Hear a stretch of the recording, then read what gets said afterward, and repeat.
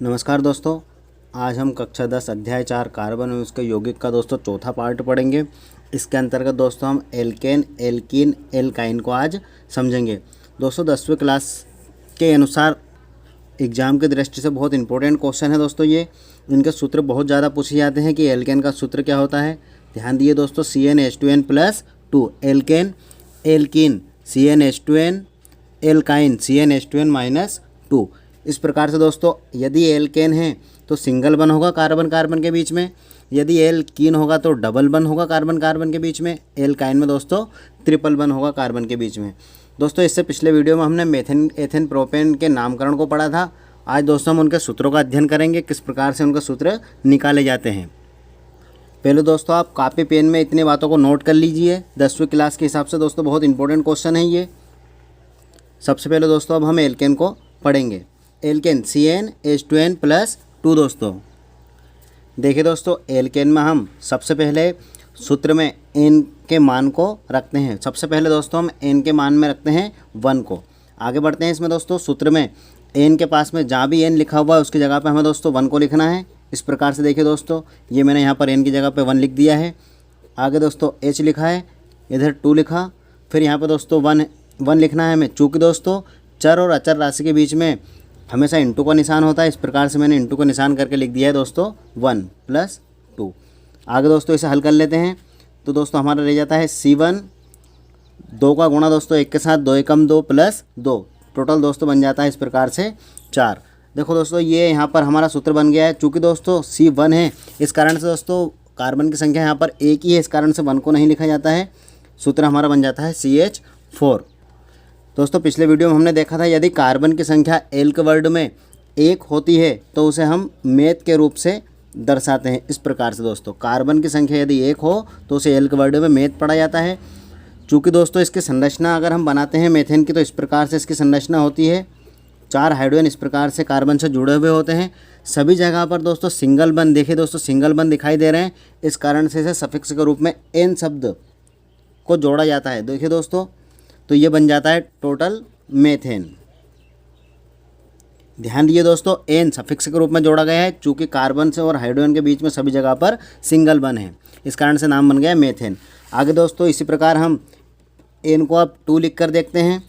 सूत्र हमारा वही रहेगा दोस्तों, CnH2n। मैंने लिखा C के पास में दोस्तों अब एन की जगह पर हम लिखेंगे 2। इस प्रकार से ये देखिए दोस्तों मैंने सूत्र लिख दिया यहाँ पर, 2 के मान को इस प्रकार से रख दिया दोस्तों।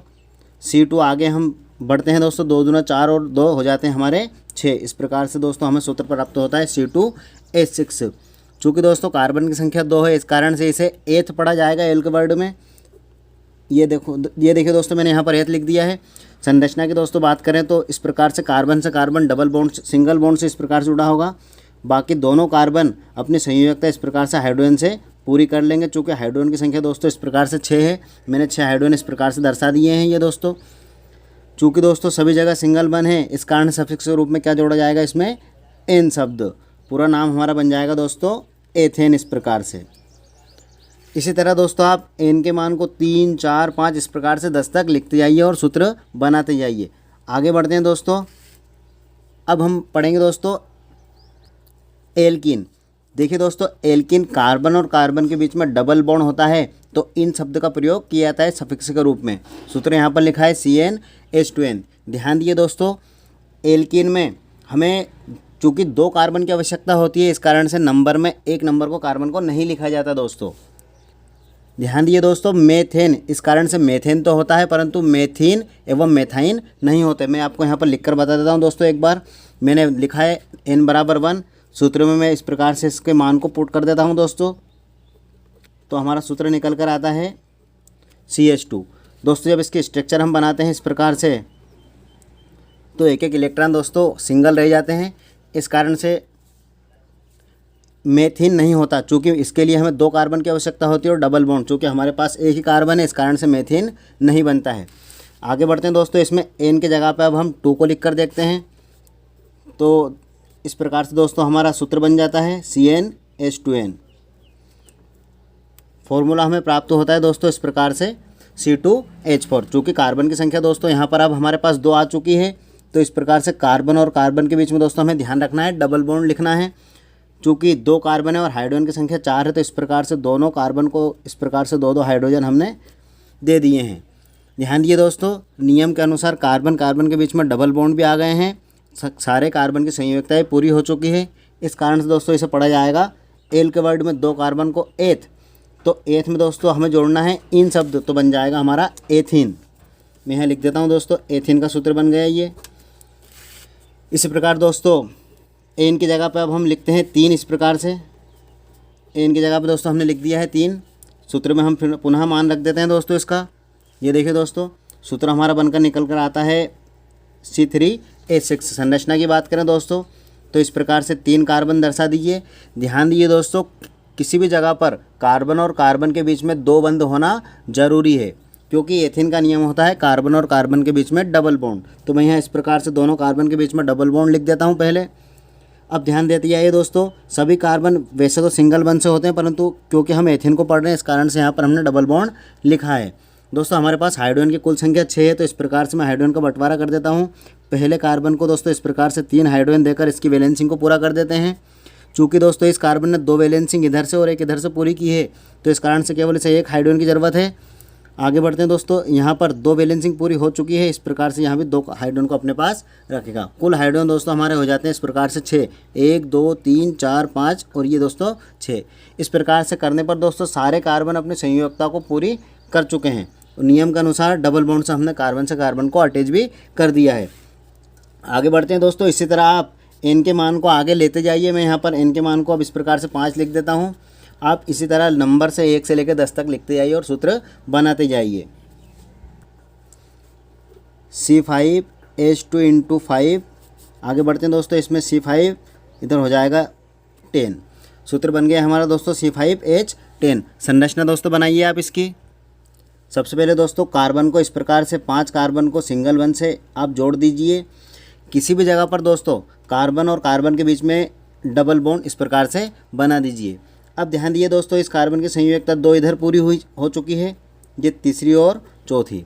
इस प्रकार से हाइड्रोजन की संख्या को ध्यान देती है दोस्तों। इस कार्बन ने अपनी संयोजकता 3 पूरी कर चुका है, एक ऊपर से हाइड्रोजन इसे जोड़ देते हैं। इस प्रकार से दोस्तों इसे 2 हाइड्रोजन मिल जाएंगे, इस कार्बन को भी 2 हाइड्रोजन और अंत वाले कार्बन को दोस्तों इस प्रकार से 3 हाइड्रोजन मिल जाते हैं। हमारे पास दोस्तों कुल हाइड्रोजन 10 है। इस प्रकार से आप ध्यान दीजिए, 1 2 3 4 5 6 7 8 9 और 10, पूरे 10 हाइड्रोजन खर्च भी हो चुके हैं, 5 कार्बन भी आ चुके हैं। सभी कार्बन ने अपनी बैलेंसिंग को अष्टक के रूप में पूर्ण कर लिया है दोस्तों। लास्ट पॉइंट बचा हमारा दोस्तों एल्काइन CnH2n-2। इस प्रकार से कार्बन और कार्बन के बीच में दोस्तों ट्रिपल बॉन्ड होना चाहिए। वीडियो आपको दोस्तों पसंद आए तो लाइक शेयर सब्सक्राइब कीजिए दोस्तों, ताकि इसी तरह की वीडियो की नोटिफिकेशन आपको मिलती रहे। जैसा कि दोस्तों यहाँ पर लिखा है कार्बन कार्बन के बीच में ट्रिपल बॉन्ड।